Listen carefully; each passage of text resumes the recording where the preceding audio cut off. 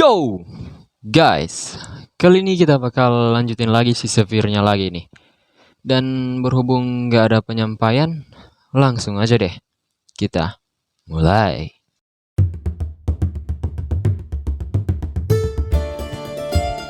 Simbol ini adalah bukti kekalahan para dewa di masa lalu dan juga merupakan hal yang tabu. Jika ada seseorang yang menggambarnya, maka dia akan langsung mokat seketika. Tentu saja, jika Zephyr selesai menggambar itu, dia pasti langsung mokat di situ. Di sini Zephyr ternyata sedang berada di dalam penghalang yang menjauhkannya dari sang bos. Mercedes selalu mengajukan pertanyaan mengenai simbol itu.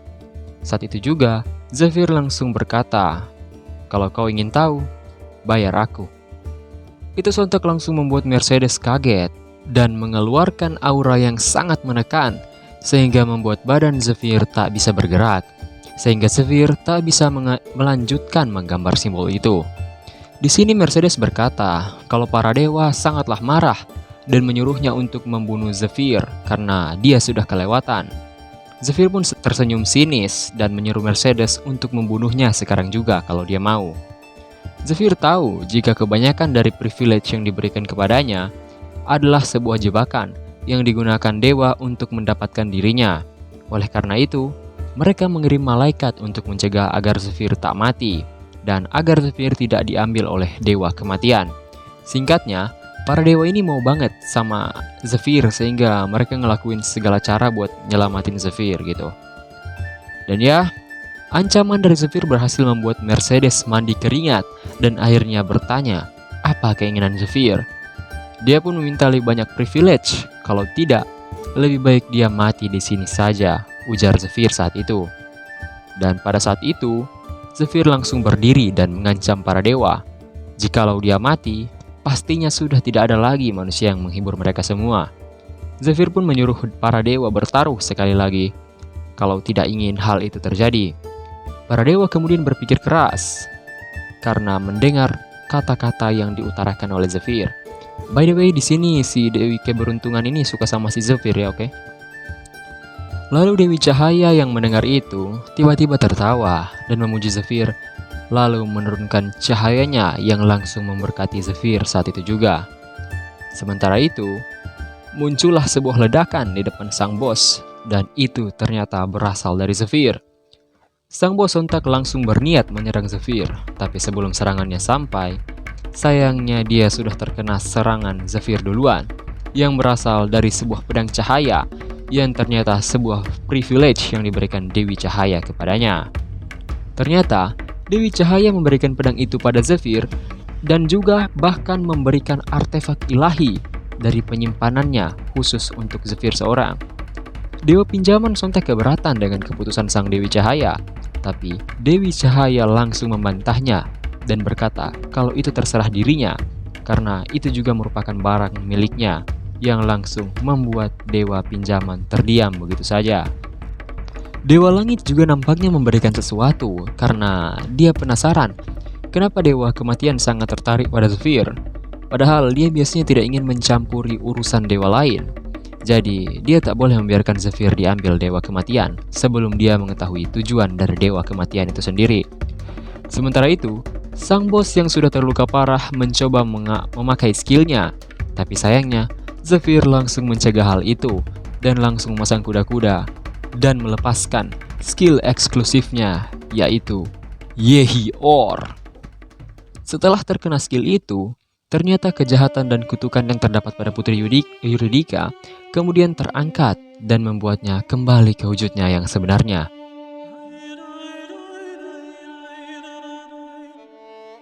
Sontak Eurydica langsung berkata, akhirnya mimpi buruknya selama ini menghilang. Dia juga bertanya, siapa sebenarnya Zephyr ini yang bisa mengangkat kutukan yang menyiksanya selama 1000 tahun lamanya? Aku, Zephyr, penerus kalian semua, para pahlawan. Lalu terlihatlah ingatan sang putri yang sedang dipersembahkan jantung sang naga jahat oleh kesatrianya, Georgius.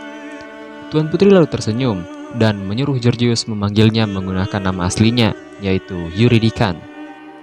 Eurydica lalu menagih hadiah yang dijanjikan Georgius padanya, Sontak, Georgius lalu membuka topengnya dan lalu pada dahlah. Cerita berlanjut pada Eurydice yang menjelaskan tentang jantung naga yang sudah berhasil dimurnikan selama 1000 tahun olehnya. Tapi sebagai bayarannya, Eurydice terkena kutukan itu yang membuat dia kehilangan wujud manusianya. Eurydice pun berterima kasih pada Zephyr karena telah menyelamatkannya, dan karena sebentar lagi dia akan menghilang, dia lalu langsung bertanya apa sebenarnya tujuan dari Zephyr yang ingin mengambil Dragon's Heart. Zephyr lalu berkata kalau itu terlalu lama jika dia menjelaskan hal itu. Jadi, dia pun menyatukan tangannya dengan tangan Eurydice dan menyuruh Eurydice untuk membaca pikirannya. Di sini, Eurydice kemudian melihat semua kenangan yang telah dilewati oleh Zephyr dan bahkan merasakan rasa sakit yang telah dirasakan Zephyr selama sisa hidupnya. Mulai dari perjuangannya yang tak pernah menyerah, tekadnya yang tak pernah sekalipun goyah dan hancur, pertemuannya dengan orang-orang yang dia sayangi, dan perpisahannya dengan orang-orang yang dia sayangi. Lalu, tentu saja pengorbanannya, yang membuat Eurydice terdiam karena melihat semua itu. Scene pun berpindah pada pertarungan antara Lucius dan Matthias. Saat itu terlihat jelas kalau Lucius sangatlah kewalahan melawan Matthias. Dan saat itu juga, Matthias mengeluarkan skillnya yang membuat ledakan besar di sekitar tempat bertarungnya dengan Lucius. Arno dan Leona yang melihat itu merasa cemas karena mereka tidak dapat mengikuti pertarungan antara Matthias dan Lucius. Sementara itu, salah satu pemuja Demon God di belakang mereka kemudian mencoba untuk membunuh Arno agar bisa mendapatkan tempat di mata para petinggi kultus. Tapi, sebelum dia membunuh Arno, segel jin curikinya kemudian menyala dan terbuka, yang membuat biju dalam tubuh mereka, dalam kurung branded worm mereka, keluar secara paksa dan mendekat pada Matthias untuk memberikannya kekuatan. Tentu saja hal itu membuat Arno kaget karena menyadari banyak sekali pemuja Demon God di antara mereka. Karena melihat skill itu, Lucius lalu berteriak untuk memaksimalkan pertahanan semua orang. Kemudian, Matthias lalu melepaskan skillnya yang membuat semua orang di sekitar situ, kecuali mereka bertiga, hangus dan mokat seketika. Lucius kemudian berteriak pada Matthias agar dia segera menghentikan perbuatan jahatnya. Matthias yang mendengar itu kemudian sangat marah dan langsung mengutarakan seluruh isi hatinya sambil menyerang Lucius. Di sini Matthias marah karena setelah Lucius menjadi Saint, ayahnya langsung menjual rahmat dari Lucius dan memeras semua harta orang-orang cuma demi keuntungan keluarganya semata. Dan karena hal itu, banyak sekali orang yang jatuh miskin dan bunuh diri karena kemiskinan itu. Dan karena perbuatan egois para orang jahat yang berkuasa, mereka semua menyebabkan bencana besar di benua ini, yaitu Dungeon Bubble Break. Bahkan setelah itu, para penjahat itu tak diadili begitu saja dan bahkan dibiarkan. Dengan sangat marah, Matthias selalu berteriak kalau yang jahat sebenarnya di sini adalah kuil cahaya. Jadi, Matthias ini sebenarnya orang yang baik yang tersakiti, dan dia terpaksa untuk ikut jadi pemuja Demon God gitu loh, supaya bisa balas dendam sama kuil cahaya, singkatnya gitu. Scene lalu berpindah lagi pada Eurydice yang telah melihat semua ingatan Zephyr. Di sini Eurydice kehabisan kata-kata dan lalu meneteskan air matanya karena tidak menyangka Zephyr bisa menjalani kehidupan yang penuh duri itu sendirian. Zephyr yang mendengar itu lalu meratapi kata-kata Eurydice. Beberapa saat kemudian, Zephyr berkata pada Eurydice kalau 3 tahun lagi bencana yang dialaminya akan segera terjadi. Dan karena itu, dia membutuhkan bantuan Eurydice. Sebenarnya Zephyr ingin meminta bantuan orang lain untuk penyerapan Dragon Heart itu. Tapi beda ceritanya jika Eurydice mendapatkan kesadarannya kembali dan membantunya dalam penyerapan Dragon Heart. Eurydice merupakan orang yang sudah ahli karena sudah pernah mentransplantasikan Dragon Heart pada Georgius dengan sangat sempurna. Jadi, Zephyr bermohon agar Eurydice dapat mentransplantasikan Dragon Heart kepadanya. Eurydice yang mendengar itu lalu meminta maaf dan berkata bahwa dia tidak bisa melakukan itu pada Zephyr, yang kemudian langsung mengagetkan Zephyr saat itu juga. 1000 tahun yang lalu, Caesarius, sang naga terkuat dari para naga, terinfeksi oleh kutukan iblis dan menghancurkan dunia saat itu. Tapi, Georgius, Eurydica, naga emas, dan ke-9 pahlawan lainnya melindungi umat manusia dan bertarung melawan Kaiserius selama 1 tahun penuh. Pertarungan itu pun diakhiri oleh Georgius dengan satu tebasannya, dan semua yang terjadi dulu dan sekarang merupakan karena perbuatan iblis. Para dewa juga tak bisa masuk ke dalam dunia karena terikat oleh aturan. Tapi itu tak berpengaruh pada dewa iblis, Tartaros. Dia bisa masuk ke dunia melalui pemanggilan, dan hal itu akan dilakukan oleh para penyembah Demon God, yang adalah keturunan dari para penyembah 1000 tahun yang lalu. Zephyr pun berkata kalau dia kembali sekarang ini bukan untuk hidup bahagia, tetapi berusaha sekali lagi untuk meraih kemenangan. Dia lalu menjulurkan tangannya pada Eurydica dan memohon agar Eurydica memberikannya kekuatan yang dapat melindungi dunia ini. Eurydica yang melihat Zephyr saat itu lalu teringat pada seorang yang tidak lain adalah Georgius, kesatria sekaligus suaminya, yang saat itu juga mengatakan hal yang sama padanya. Lalu, terlihatlah wajah sang kesatria yang persis sekali seperti wajah Zephyr. Di sini Georgius berkata dan memohon pada Eurydica agar percaya padanya dan mentransplantasikan Dragon Heart padanya, karena dia harus melindungi dunia ini dan semua orang yang dia sayangi. Tapi sayangnya, transplantasi itu menyebabkan Georgius terkena kutukan iblis sang naga. Eurydica lalu sangat ketakutan melihat suaminya dalam keadaan kesakitan. Sontak pembantunya seketika mokat karena terkena aura itu, yang langsung disadari oleh Eurydica kalau ternyata itu adalah kutukan iblis. Lalu sang naga emas pun datang dan mengaku kalau sebenarnya kutukannya tidak terangkat, melainkan disembunyikan olehnya. Seketika naga emas lalu merapalkan mantra pada Eurydica, yaitu dengan mantra Dragon Tongue pada Eurydica dan melarangnya untuk membocorkan rahasia dunia yang telah dia pelajari. Dan saat itu juga, naga emas memuji Eurydica karena dia betul-betul berhasil mentransplantasikan Dragon Heart pada Georgius dengan sempurna. Tentu saja bersamaan dengan kutukan iblis itu. Dan karena itu, Eurydica harus menyaksikan suaminya yang akan menghancurkan seluruh dunia dengan kekuatan yang tak terbatas yang mengalir dalam Dragon Heart. Eurydica mencabut Dragon Heart dari Georgius secara paksa, lalu memurnikannya selama 1000 tahun, dengan harapan ada seorang pahlawan yang pantas menerima Dragon Heart. Dia tahu kalau Zephyr sangatlah pantas, tapi jika dia melakukan itu, maka tubuh Zephyr akan hancur karena tak dapat menahan kekuatan benda itu. Zephyr sadar dengan hal yang dikatakan Eurydica, tapi dia berkata, pasti kemungkinannya tak sampai 0%. Eurydica lalu tahu kalau Zephyr pasti akan memakai Strong Luck saat itu, tapi ada situasi di mana Zephyr harus menggunakan Strong Luck. Sebelum Eurydica selesai memberitahu situasinya, skill naga emas kemudian memaksanya untuk tetap diam dan tak membocorkan rahasia dunia, bahkan setelah 1000 tahun lamanya. Tapi dengan tekad Eurydica, dia tetap memberitahu itu, walaupun secara tidak langsung. Dan situasi itu adalah situasi di mana Zephyr harus memilih antara orang yang dia sayangi dan orang lain. Di sini Eurydica memohon pada Zephyr untuk membawa semua yang ada di dalam makam dan menjadi lebih kuat, lalu mentransplantasikan Dragon Heart pada saat Zephyr sudah menjadi kuat. Namun, kalau Zephyr bersikeras ingin mentransplantasikan itu sekarang, maka dia harus membunuh semua naga dalam 1 tahun.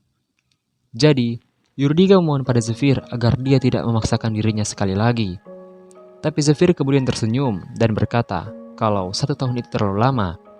Dia lalu mengulurkan tangannya dan berkata kalau dia berjanji akan menunjukkan dunia yang diinginkan oleh Eurydica. Jadi dia akan menyelesaikan itu dalam 1/2 tahun. Dengan begitu, Eurydica bisa beristirahat dengan lega dan menyerahkan semua bebannya ke atas punggung Zephyr dan membiarkannya memikul beban itu. Karena mendengar hal itu, Eurydica lalu meneteskan air matanya saat itu juga. Setelah mendengar hal itu, Eurydica lalu mengeluarkan Dragon Heart yang telah dimurnikannya selama ini dan berterima kasih sekaligus menghormati keputusan dari Zephyr. Eurydica lalu memulai proses transplantasi jantung naga pada Zephyr. Dan saat itu juga, Zephyr langsung mengaktifkan Strong Luck miliknya yang hanya tersisa sekali lagi untuk dia pakai. Zephyr lalu terbangun di sebuah tempat yang sangat gelap, dan tiba-tiba dia langsung ditatap oleh sebuah mata yang sangat besar. lalu ditangkap oleh makhluk itu, yang tentu saja adalah sang naga hitam, Kaiserius. Saat itu Zephyr tertekan dengan hawa dan aura jahat dari Kaiserius yang sangat luar biasa. Kaiserius lalu berkata kalau dia bisa mencium bau para dewa yang berasal dari Zephyr. Katanya, para dewa telah mengirim banyak sekali boneka padanya, dan Zephyr lah sang boneka terakhir yang akan dia pinjamkan kekuatannya. Scene kemudian berpindah pada Matthias yang telah membantai semua sisa-sisa prajurit Lucius, dan akhirnya dia pun membunuh Arno dan Leona saat itu juga. Dan yang tersisa sekarang, tinggallah Lucius seorang diri. Di situasi ini, Lucius sayangnya sudah sangat terpojok dan terus-menerus dihajar oleh Matthias sampai membuatnya babak belur dan menjadi sangat tak berdaya karena hal itu. Di situasi ini, Lucius berpikir keras, apakah dia harus menggunakan kekuatan itu atau tidak. Di sini dia dilema karena apabila dia menggunakan itu, dia juga akan berada dalam situasi yang berbahaya. Sementara itu, Matthias sudah menyiapkan sihir penutup untuk membunuh Lucius. Karena tak punya pilihan lain, Lucius pun menggunakan kekuatannya dan membuat fireball Matthias menghilang begitu saja. Dan terlihatlah wujud sebenarnya dari kekuatan Lucius. Lucius pun menggunakan kekuatannya yang menyebabkan Matthias ketakutan ketika itu. Dan tanpa basa-basi, Lucius langsung menyerang Matthias dan melubangi seluruh tubuh Matthias dengan serangannya yang sangat dahsyat. Karena menerima serangan Lucius dengan telak, Matthias kemudian jatuh tak berdaya. Karena sudah sekarat, saat itu Matthias bertanya tentang skill yang selama ini disembunyikan Lucius. Lucius sontak memberitahu kalau skill itu bernama Glimpse of Glory, yaitu skill yang meminjam kekuatan dari dirinya yang adalah malaikat di masa depan dengan bayaran masa hidupnya sendiri. Karena itulah, kebanyakan Saint hanya hidup selama 30 tahunan saja, karena mereka tak punya pilihan lain selain menggunakan kekuatan ini pada saat melawan musuh yang kuat. Lucius selalu berkata kalau posisi Saint itu adalah posisi yang terburuk, karena mereka hanya menjadi badut untuk kuil. Dia pun bertanya, apakah posisi ini yang diinginkan Matthias? Kau mudah berkata begitu, karena kaulah yang terpilih. Pikirmu cuma kau yang badut. Hanya ada satu perbedaan di antara kita. Dewi mengakui nilai dari hidupmu, dan Dewi tak mengakui nilai hidupku. Hanya itu saja. Memangnya apa perbedaan di antara kita? Aku keajaiban yang menjadi harapan orang-orang. Tapi kenapa semuanya berakhir seperti ini? Kau menolak untuk memberiku jawaban. Dewi, kau sungguh kejam. Scene pun berpindah pada transplantasi Dragon Heart yang dilakukan Eurydica pada Zephyr. Sementara itu, Ned pun sadar dari pingsannya. Tapi tiba-tiba, dia kaget karena melihat Bos dan John yang adalah Eurydica yang sedang melakukan sesuatu pada Zephyr saat itu. Cerita pun berlanjut pada Lucius yang sedang mengobati Arno dan Leona. Tampaknya, Matthias tidak langsung membunuh Arno dan Leona, jadi mereka masih bisa diobati oleh Lucius. Lucius selalu berkata kalau raid saat ini gagal, dan yang tersisa hanya mereka bertiga, jadi dia pun memutuskan untuk pulang. Kembali lagi ke dalam alam bawah sadar Zephyr, Kaiserius kemudian terluka karena mencoba menyakiti Zephyr, dan Zephyr ternyata dilindungi oleh Dewi yang mencintainya, yaitu Dewi Keberuntungan. Zephyr sontak langsung mengetahui hal itu karena dia sangat mengenal kekuatan ini. Dan karena itu, dia lalu tersenyum dan berkata, "Kau tak perlu melindungiku, karena di sini itu bukan dunia nyata. Aku hanya perlu menguatkan diriku dan pikiranku. Ingatlah, siapa sebenarnya diriku ini, dan tunjukkan siapa sebenarnya yang berkuasa dan mempunyai hak lebih besar di dalam sini."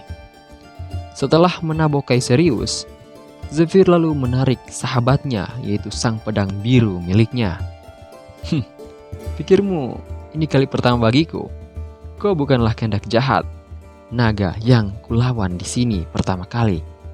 Termasuk mereka, di kehidupan lamaku, kaulah yang kelima. Kalian para naga benar-benar menjengkelkan. Kalau sudah mati ya mati saja dan terima takdir kalian untuk diserap. Tapi kalian malah so asik sendiri. Cukup pasrah saja dan lakukan sesuai kemauanku. Dan sekarang saatnya untukku menghajarmu. Saat itu juga Kaiserius lalu menyuruh Zephyr untuk menyerangnya. Dan tanpa basa-basi, Zephyr lalu maju dan menyerang sang naga hitam tersebut. Kembali lagi pada Ned yang mengira kalau Zephyr telah dikalahkan oleh Eurydica. Ned sadar kalau sekarang ini sang bos sedang melakukan sesuatu pada Zephyr dengan sangat serius hingga tak memperhatikannya. Ned kemudian berniat untuk menyerang Eurydica saat itu, tapi dia kemudian tiba-tiba tak dapat bergerak karena terkena mana freezing yang disebabkan oleh Eurydica saat pertarungan tadi. Tapi Eurydica tiba-tiba berbicara padanya dan menyuruh Ned untuk beristirahat sekarang. Seketika Eurydica lalu mengeluarkan sihirnya dan mengarahkan itu kepada Ned, yang membuat Ned merasakan ingin muntah dan lalu memuntahkan bibit branded worm yang dia telan saat pertama kali dia memasuki kultus. Karena hal itu, Eurydica lalu kagum pada Ned karena Ned menjadi sekuat ini tanpa menggunakan kekuatan branded worm sekalipun. Tapi dia melakukan itu dengan usaha kerasnya. Seketika Ned kemudian merasakan pingsan sambil mendengar Eurydica yang berkata kalau Ned akan sembuh karena telah menerima mana darinya. Lalu Ned pun menutup matanya dan tertidur.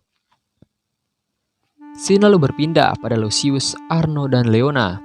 Di sini mereka sedang mendiskusikan cara untuk keluar dari dungeon ini karena mereka sudah tersesat selama 3 hari dan makanan juga sudah hampir habis. Arno kemudian bertanya, bagaimana keputusan Lucius sekarang ini?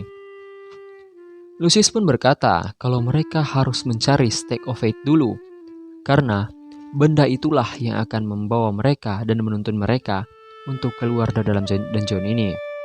Mereka kemudian pergi mengarah ke tempat Ned dan Zephyr. Di sini, Lucius berspekulasi kalau Ned dan Zephyr sepertinya berasal dari faksi yang berbeda. Dan itu terbukti karena Ned yang menyerang Matthias 3 hari yang lalu. Dan itu membuatnya sangat yakin jika mereka adalah musuh politik. Singkat cerita, setelah berbagai macam spekulasi, Lucius kemudian mengambil kesimpulan kalau Ned dan Zephyr ini sudah disediakan rute pelarian oleh kultusnya, atau mereka bisa saja mengetahui jalan keluarnya. Oleh karena itu, Lucius dan kawan-kawan harus menemukan Stake of Fate agar mereka bisa keluar dan mencegah Ned dan Zephyr. Tapi dengan tiba-tiba, sang gatekeeper kemudian menyerang mereka bertiga saat sedang berusaha mencari jalan.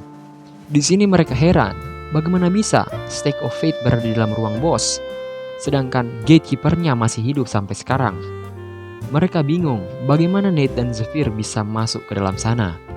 Sang gatekeeper alias Georgius kemudian sangatlah marah dan menyerang Lucius dengan sekuat tenaga yang membuat dampak yang sangat dahsyat di area itu. Di situasi ini, Lucius kebingungan bagaimana caranya dia bisa selamat dari ini. Sedangkan skillnya Glimpse of Glory masih dalam masa cooldown. Dia lalu sangat putus asa dan berpikir kalau dia sudah tidak bisa bertemu istri dan anaknya yang sedang menunggunya di rumah. Akan tetapi, dengan tiba-tiba Zephyr kemudian keluar dari ruangan bos dan nampaknya penyerapannya sudah selesai. Zephyr lalu berkata kalau ini merupakan kebetulan karena dia katanya dimintai tolong, maka Zephyr akan membantu Lucius yang nampaknya sedang kesusahan sekarang.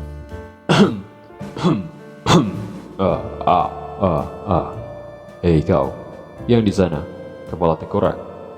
Kuperintahkan kau, tunduk. Karena skill Dragon Tongue miliknya, Georgius kemudian menunduk mengikuti kata-katanya. Oh ya, sekarang Zephyr ini udah jadi naga ya, meski nggak seluruhnya sih.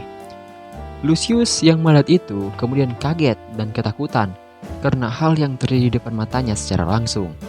Ternyata, skill Dragon Tongue miliknya hanya bertahan selama 10 detik saja.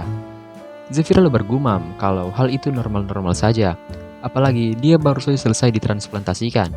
Dan juga, kekuatan naga dalam tubuhnya telah ditekan sampai 1%. Juga walaupun dibatasi, dia sekarang ini sudah menjadi naga. Dan ditambah, Saat ini Georgius sedang memegang pedangnya, yaitu Gram. Pedang itu memancarkan kekuatan yang lebih kuat ketika melawan naga. Jadi itu sangat berbahaya bagi Zephyr sekarang ini. Georgius pun menyerang Zephyr dengan seluruh kekuatannya. Tapi tak semudah itu Ferguson. Serangan dari Georgius kemudian ditangkis dengan sangat mudahnya oleh Zephyr menggunakan Sword of Light miliknya. Syarat dari penggunaan pedang ini telah diangkat, dan apabila mengikuti permintaan Dewi, maka batasan penggunaan itu akan dihilangkan. Karena dia telah menerima permintaan Dewi Cahaya, maka batasan dari pedang itu telah diangkat, dan dia diperbolehkan untuk menggunakannya. Zephyr lalu mengangkat pedangnya, lalu berkata, "Kau sudah boleh pergi, Georgius. Terima kasih atas kerja kerasmu, dan biarkan aku yang melanjutkannya." Sword of Light. Yehi, or. Lucius yang melihat itu lalu tambah takut dan ketar-ketir, karena dia yakin kalau yang dipegang Zephyr sekarang ini adalah Sword of Light, yang merupakan pedang legenda yang hanya bisa digunakan oleh orang terpilih. Di sini Lucius bingung dan tidak yakin apakah Zephyr ini penyembah Demon God atau bukan. Tapi saat ini, dia merasakan kehadiran kuat dari Sang Dewi yang mengarah dari arah Zephyr. Dan bukan cuma itu saja. Saat ini Lucius merasakan aura yang sangat kuat dan tak dapat dilawan, sama seperti saat dia bertemu naga emas dulu. Karena sadar akan hal itu, dia kemudian dengan gemetar ketakutan langsung berlutut dan mengagungkan Zephyr saat itu juga. Sementara itu, pertarungannya dengan Kaiserius ternyata berlangsung selama 3 hari penuh dan dimenangkan oleh Zephyr pastinya. Kemudian setelah dia membuka matanya, yang ada di sebelahnya adalah Ned yang tertidur dan Eurydica yang sudah menjadi abu. Dia lalu berterima kasih di depan mayat Eurydica yang telah membantunya hingga sekarang. Dan dia menemukan kenang-kenangan Eurydica yang ada di depan mayatnya berupa 2 kristal. Yang merah adalah Crystal of Magic yang berisi semua warisan sihir kuno Medea yang dipunyai oleh Eurydica. Dan yang biru adalah sebuah alat yang dapat mengatur semua mekanisme makam Eurydica. Eurydica juga berpesan padanya bahwa kekuatan Dragonheart juga akan bertambah, meski saat ini kekuatannya hanya 1% saja. Namun, mengikuti kekuatannya yang menjadi 10%, 20% hingga 100%, maka tubuh Zephyr harus dibentuk ulang ketika menyentuh pesanan itu. Karena hal itu, Eurydica menyuruh Zephyr untuk memberikan Crystal of Magic pada reinkarnasi sekaligus penerusnya. Dia pasti akan membantu Zephyr, ujar dari pesan Eurydica pada Zephyr. Nah, sekarang ini mari saya jelaskan detail yang saya bilang di episode kemarin. Jadi, menurut saya, Zephyr itu reinkarnasinya Georgius dan Altair itu reinkarnasinya Eurydica karena ada alasan kuat dari argumen yang saya sampaikan ini. Ada satu kesamaan yang terdapat sama mereka semua. Yang pertama, tekad dan semangat bahkan wajah dari Georgius diturunkan langsung sama Zephyr. Dan memang kalau penampilan Altair tidak sama persis dengan Eurydica, tapi ada satu hal yang dapat membuktikan itu. Itu adalah perihal seorang penyihir jenius yang muncul setiap 1000 tahun sekali, dalam kurung gelarnya si Eurydica. Dan hal itu yang diwariskan Eurydica oleh Altair. Jadi Altair ini penyihir yang 1000 tahun sekali munculnya. Yang kedua, mereka ini sudah diakui oleh Eurydica secara langsung sebagai penerusnya, dan Georgius tentu saja. Jadi wajar kalau saya bilang hubungan Zephyr dan Eurydica itu intim banget, oke? Di episode kemarin. Masih ingat kan? Lanjut. Untuk saat ini, Zephyr berkata kalau dia belum boleh bertemu dengan Altair karena dia takut para dewa yang tak senang dengannya melakukan hal buruk pada Altair. Jadi, dia harus tak bersabar untuk saat ini. Tiba-tiba Lucius kemudian meminta pada Zephyr dan Ned untuk mengarahkan pundak mereka ke arahnya. By the way, Lucius ini manggil Zephyr pakai kata Sang Agung. Anjay. Dia lalu mengangkat stigma dari pundak Ned dan Zephyr. Karena melihat kesempatan, Zephyr lalu meminta Lucius untuk melunasi segala hutang-hutangnya. Dan itu sontak diiakan oleh Lucius saat itu. Lucius lalu berkata kalau dia sangat kagum pada Zephyr yang katanya bersedia menyusup ke dalam kultus Demon God dan menghancurkan itu dari dalam. Setelah perbincangannya yang membosankan, Lucius lalu berkata kalau bukankah lebih baik mereka berbincang di kuil saja. Sontak, hal itu lalu dibantah oleh Zephyr yang berkata kalau pertarungan mereka barulah dimulai. Paroki ketiga kuil cahaya sekarang ini sudah menjadi sarang penyembah Demon God, dan itu tak lain adalah karena pasukan yang dibawa Aldian Lesker, sang penyembah Demon God, dan juga kesatria kembar yang saat ini merupakan orang-orang yang memasuki salah satu dari 10 terkuat di benua ini. Lucius lalu kaget karena mendengar hal itu. Di sini Zephyr menjelaskan, walaupun dia mempunyai kekuatan naga, tapi kalau melawan Aldean, maka itu tak dapat diselesaikan dengan kekerasan begitu saja. Jadi, karena situasinya sudah seperti ini, Zephyr lalu menggunakan kristal biru untuk membukakan jalan ke ruangan harta dan menyuruh mereka semua untuk mempersenjatai diri mereka masing-masing saat ini juga. Sesampainya mereka di ruang harta, mereka semua pun kaget dengan harta dan item-item kelas atas yang memenuhi tempat itu. Seketika, Zephyr lalu mengeluarkan salah satu item menggunakan kristal biru peninggalan Yurdika padanya. Lucius yang melihat Zephyr saat itu lalu bergumam bahwa semua item yang ada dalam sini itu merupakan milik dan kepunyaan Zephyr. Jadi mereka sebenarnya tak punya hak untuk mengambil item di sini. Karena itu, Lucius lalu bergumam kalau dia sudah terlalu angkuh dan tidak mengetahui tempatnya di depan Zephyr. Zephyr lalu meminta Arno dan Leona untuk menggunakan skill appraisal untuk menilai item-item itu. Skill appraisal itu gunanya untuk menilai informasi yang terdapat dalam item sihir, singkatnya gitu. Karena ini semua merupakan item kelas atas yang berasal dari zaman Medea, tentu saja semua item itu sangatlah langka sehingga tak dapat dibeli dengan uang walau sebanyak apapun. Tiba-tiba Zephyr melihat satu item yang membuatnya heran karena item itu ada dalam sini. Hal itu lalu membuat Zephyr tersenyum saat itu juga dan nampaknya sedang merencanakan sesuatu. Tak lama kemudian, mereka semua telah memperlengkapi diri mereka dengan item-item kelas atas yang telah mereka pilih.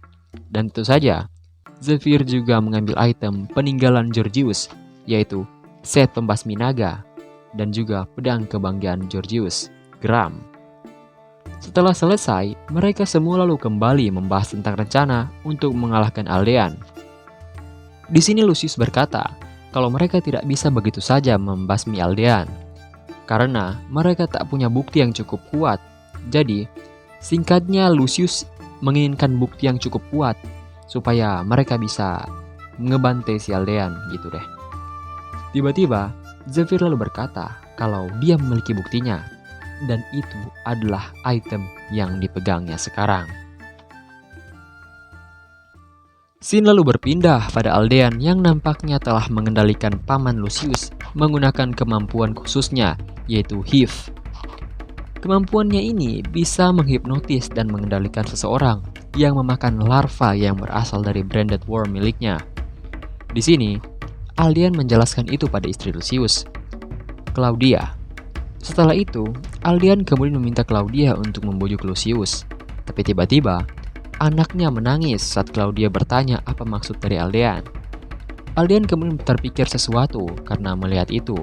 Dan dengan wajah kejamnya, Aldean lalu berniat untuk mencoba menyuapi anak Claudia dengan larva yang dipegangnya. Tapi hal itu tak dibiarkan oleh Claudia begitu saja. Dan dia langsung menahan tangan Aldean yang membuat larva itu lalu terlempar, sekaligus membuat Aldean sangatlah marah karena penampilan aslinya terlihat. Tapi dengan tiba-tiba, datanglah salah satu prajuritnya yang memberitahu kalau Lucius sudah berada di luar mansion dan sekarang ini sedang menyerang para prajurit miliknya. Itu sontak membuat Aldean kaget dan langsung melihat apa yang sebenarnya terjadi. Dan karena itu, Aldean kemudian disambut oleh Lucius yang langsung berkata kalau dia akan menghukum Aldean atas tuduhan kesesatan. Lucius ternyata melaksanakan perintah Zephyr karena potion yang Zephyr berikan berguna untuk melihat branded worm di dalam tubuh para pemuja Demon God. Karena mendengar hal itu, Alden lalu marah besar pada Lucius. Tapi secara bersamaan, dia juga heran bagaimana bisa Lucius langsung mengetahui identitasnya. Karena situasi sudah begini, dia pun mengeluarkan senjata rahasianya. Dan itu adalah paman Lucius, Alfonso Giornetti.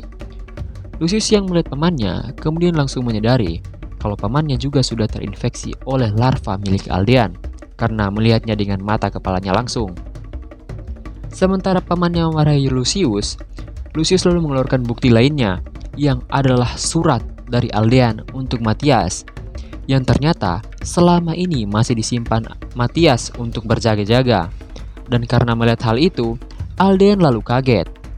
Ditambah, bukti itu diserahkan langsung oleh Zephyr di dalam mansion tua yang digunakan Matthias sebagai tempat pertemuan para pemuja Demon God.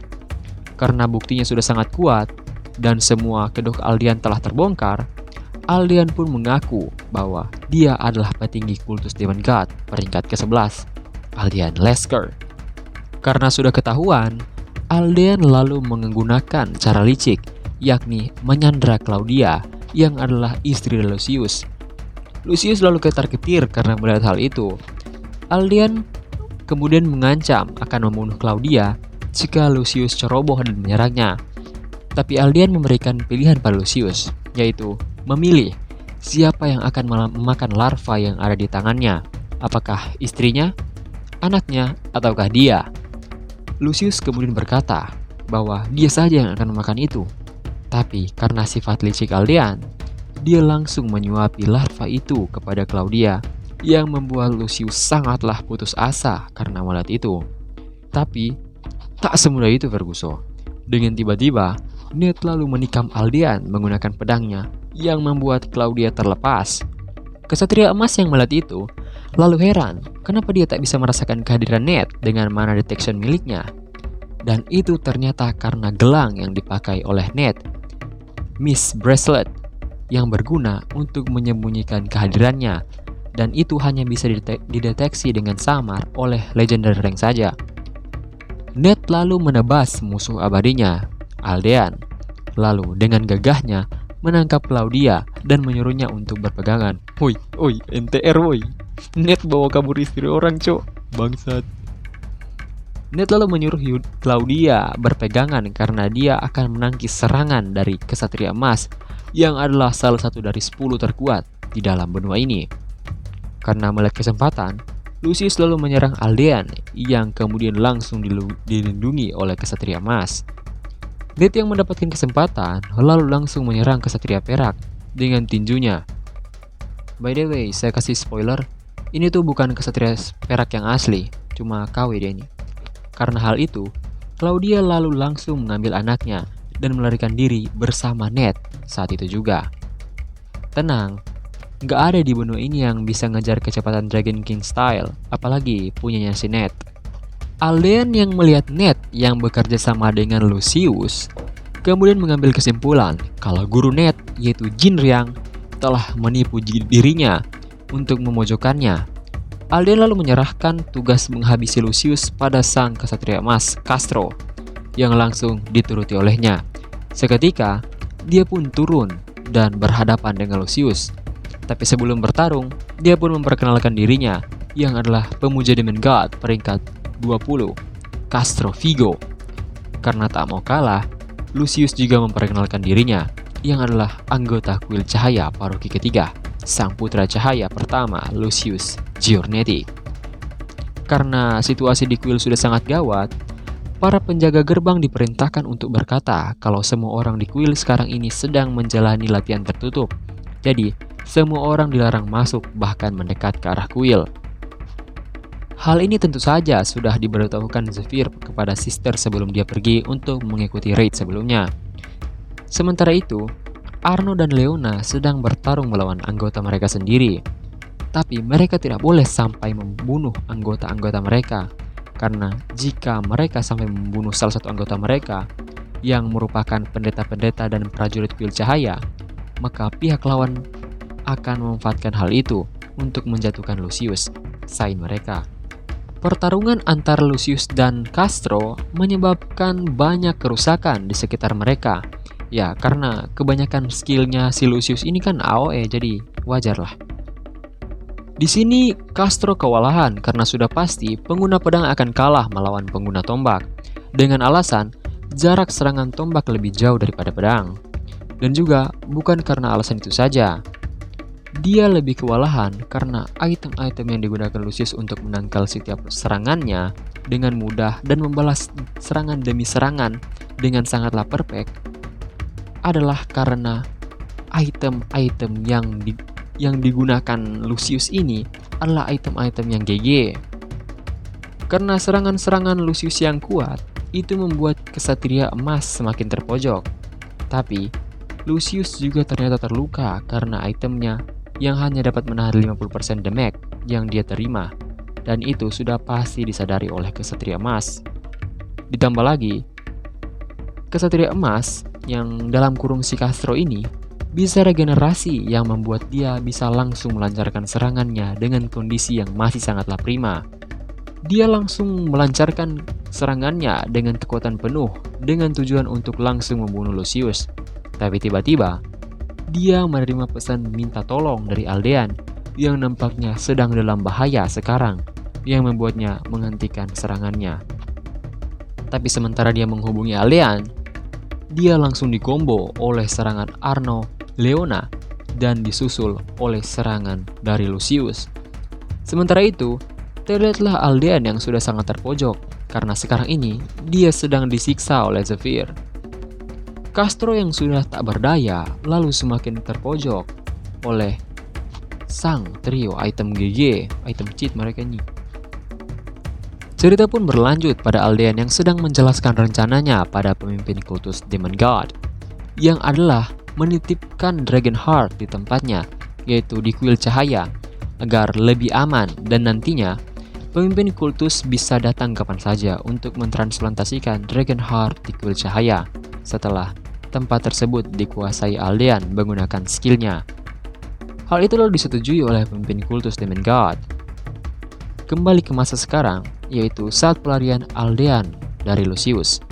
Di sini, Aldean sudah memutuskan kalau Sang Timur atau Jinriang telah mengkhianatinya.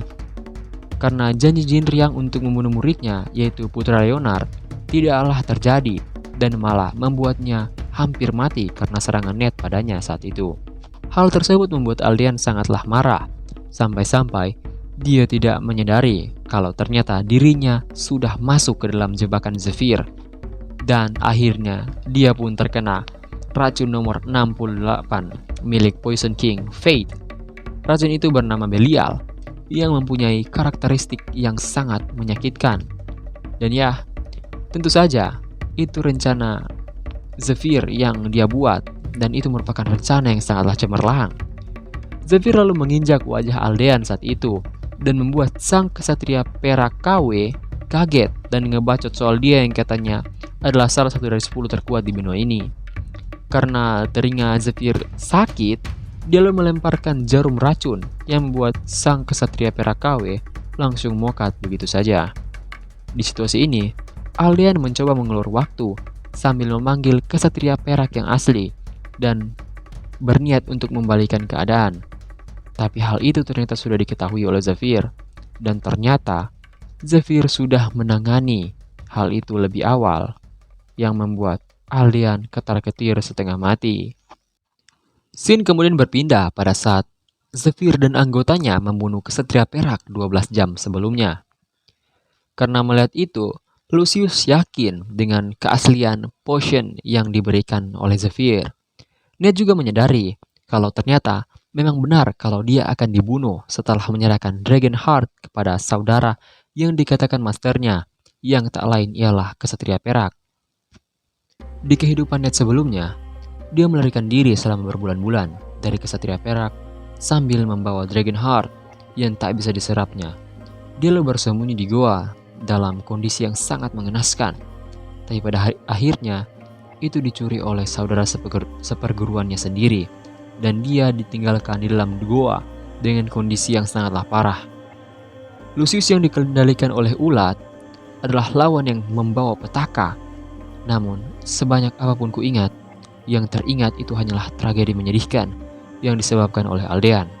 Jadi, akan kupastikan untuk membunuhnya di sini sekarang juga dengan tanganku sendiri. Setelah itu, Zephyr lalu menyadari kalau Aldean belum mati, dan tiba-tiba dia langsung diserang oleh sesuatu yang ternyata berasal dari Aldean yang telah berubah wujud ke wujud demonification-nya. Aldean ternyata sudah berada dalam wujud demonification sejak 5 tahun yang lalu, tapi dengan skill unik miliknya, mimikry, dia dapat meniru wujud manusia dengan sangat sempurna. Dalam kurun waktu itu, Aldean tanpa gagal sudah membunuh orang-orang yang mengetahui wujud aslinya ini. Dan sekarang merupakan giliran Zephyr yang harus dibunuh olehnya saat ini juga. Karena getaran dahsyat dari pukulan Aldean, hal itu kemudian disadari oleh Ned. Saat itu juga, Ned menyuruh Claudia untuk membawa anaknya dan bersembunyi di dalam gua. Dia juga melarang Claudia keluar apapun yang terjadi. Karena ingin semakin memastikan keamanan Claudia, dia juga menyerahkan Miss Bracelet, itemnya, untuk dipakaikan kepada Claudia dan anaknya. Claudia lalu berkata, "Bagaimana dengan dirimu?" "Aku tak membutuhkan itu," ujar Ned pada Claudia. Ned lalu langsung pergi dari situ, karena Ned sudah menunggu momen ini sepanjang hidupnya, yaitu momen untuk membalaskan seluruh dendamnya. Karena satu orang sudah mati, sekarang hanya tersisa 2 orang lagi yang harus dia kirim sendiri ke neraka. Cerita pun berlanjut pada pertarungan antara Kesatria Emas, Castro, melawan trio item GG. Karena diperintahkan oleh Lucius, Arno lalu mengeluarkan skill yang memberikan Leona dan Lucius semacam buff atau peningkatan begitu. Leona heran dengan itemnya yang bahkan bisa menerima buff. Tak disangka, karena buff itu itemnya menjadi sangatlah besar, yang tentu saja langsung digunakannya untuk menyerang Castro. Tapi serangan itu bisa dihindari dan ditangkis dengan mudah oleh Castro. Tanpa sadar, dia pun membuat kesalahan karena telah menangkis serangan item tadi yang membuat inderanya menjadi lebih lambat dan seolah-olah melihat dunia ini lebih cepat. Karena kesalahannya, dia pun terkena serangan dari Lucius yang membuatnya kehilangan setengah badan miliknya. Tapi Lucius tidak menyadari kalau ternyata serangan terakhir Kesatria Emas membuat setengah dari bangunan di belakangnya terbelah menjadi beberapa bagian, yang kemudian langsung jatuh dan akan menimpa semua orang yang berada di bawah mereka, termasuk pamannya, Alfonso Giornetti, yang telah dicuci otaknya. Setelah membuat kekacauan yang sangatlah besar, Castro ternyata masih selamat dan melarikan diri dari situ karena sudah sangat terluka parah. Tapi sementara dia bergerak ke arah Aldean untuk menyelamatkan Aldean, tiba-tiba muncullah sebilah pedang tepat di depan wajahnya, yang tentu saja langsung membelahnya menjadi 2 bagian lagi. Dan pastinya itu dilakukan oleh Ned menggunakan pedang miliknya. Kesatria Emas lalu sangat kesal karena Ned yang terus-terusan menghalangi rencana mereka. Ned lalu berbicara pada Kesatria Emas yaitu Castro dan memperkenalkan dirinya yang merupakan anak dari orang yang telah dibunuh Kesatria Emas 12 tahun yang lalu. Tapi dengan angkuhnya, Castro berkata bahwa dia tidak peduli karena terlalu banyak orang yang sudah dia bunuh menggunakan tangannya. Ned lalu murka karena mendengar kata-kata dari Castro. Karena sudah terlanjur, Castro lalu melepas armornya dan berkata kalau dia akan melepaskan Ned jika Ned pergi sekarang juga. Gile, badannya cool bedat, cok. Badanku itu. Di sini, Kesatria Emas langsung menghitung sampai 10. Kalau Ned tidak pergi, maka dia akan langsung membunuh Ned di sini sekarang juga. Tapi Ned lalu mengabaikan kata-kata Kesatria Emas, yaitu Castro. Kemudian mengambil sebuah pedang yang ditutupinya dengan kain. Saat Ned membuka pedang itu, Castro lalu tersentak dan langsung marah karena ternyata pedang yang dia lihat adalah pedang milik adiknya, yaitu Kesatria Perak. Ned lalu mengeluarkan kata-kata ejekan yang berkaitan saat kemarin dia telah membunuh Kesatria Perak. Dan karena hal itu, sang Kesatria Emas lalu marah besar dan berkata akan membunuh Ned dengan tangannya sendiri.